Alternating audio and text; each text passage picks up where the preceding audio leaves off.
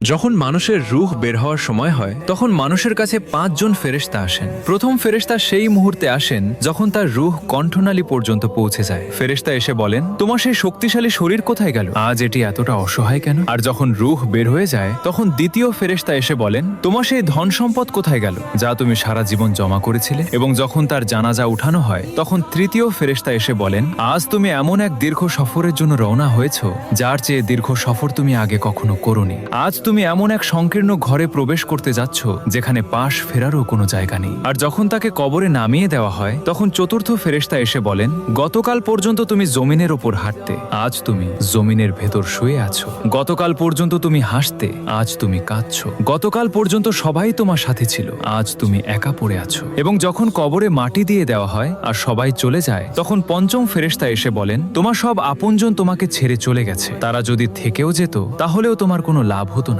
আজ হয় তুমি জান্নাতের সুসংবাদ পাবে, না হয় জাহান্নামের বেদনাদায়ক আযাবের মুখোমুখি হবে। আল্লাহ পাক আমাদের সবাইকে ঈমানের সাথে মৃত্যু দান করুন, আমিন। কমেন্টে আমিন লিখুন।